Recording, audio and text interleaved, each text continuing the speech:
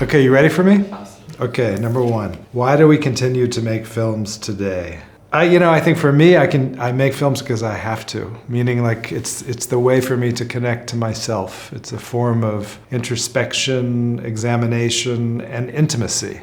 I find when I'm not creating something, I feel alienated, disconnected, and somehow not comfortable, or I'm not realizing myself in some way that's necessary for me. Yeah, I need the movies. I still feel that there's a chance when I go to the movies that my life will be changed in the moment. So there's optimism in that space that is really attractive to me. I also make movies because I have children, and I want them to have this life experience that I've had through now 58 years of going to the movies.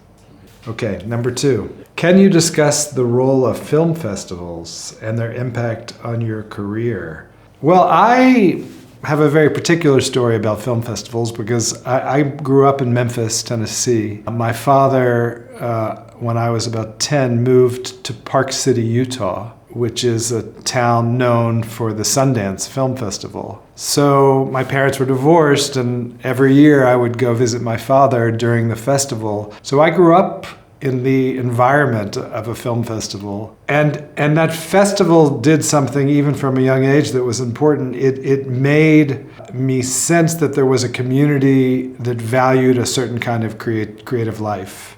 There was, festivals draw attention to what commercial cinema forgets. There's a way in which people making the most personal work can be recognized and affirmed in the environment of a curious festival. And I think that's very valuable. There's also a way in which festivals are a form of distribution, like distribution arms.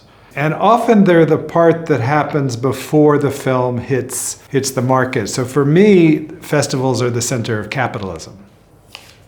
What do you find most challenging and rewarding about being a filmmaker? Okay, challenging is keeping going, is finding a way to be sustainable as a creator and economically, and facing the inherent challenges, the roadblocks, without giving up. So figuring out how to create the capital which makes the film possible has been, for me, one of the bigger challenges. It's also challenging to be a queer filmmaker making work in an environment and an industry which doesn't value queer experience in the same way.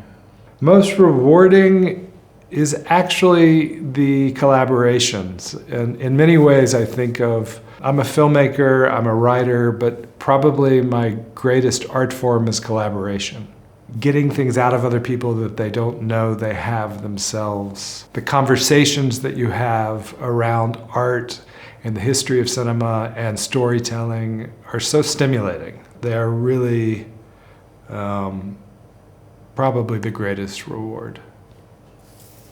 What film, meeting, person, experience made you want to make films? It came out of an experience I had in 1986. I spent a semester in Paris. My French was as bad then as it is now, and I was pretty lonely. I wasn't enrolled in classes, and I kind of didn't know what to do with myself, and I ended up going to the movies 2 or 3 times a day over a 3 or 4 month period, and I saw 197 movies in a very intense and short amount of time, and I realized the movie theater was where I felt so many things that I wanted to devote my life to be a filmmaker. That was an important transition. I'd started as a theater director from when I was very young in high school. I had an interest in the dramatic, but film was a place that I felt even a deeper connection, and I really discovered that in the cinemas of Paris.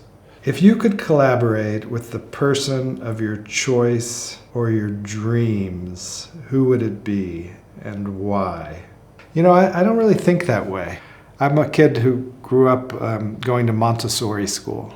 And Montessori, the educational structure is around working very diligently on one thing at a time. So whatever I'm working on now is what I want to be working on. I don't fantasize about something that's outside the range of what I'm doing, to be honest. There's many people I love and the work they do. I can imagine a future collaboration, but until I have the story, there's no fantasy of that happening exactly. That being said, for example, I made a film called Passages. I had seen a film about 6 years before by Mikhail Haneke called Happy End. And I saw a performance by an actor in that film, Franz Rogowski. As I had done previously in my career, I kept an idea of Franz in my head. And then one day a story I was thinking about led me back to Franz. So I would say that's the ways in which I fantasize, but it has to be connected to something I want to make. My name is Ira Sachs. I'm a filmmaker from New York City. I'm here in Luxembourg as the jury president of the film festival. And cut.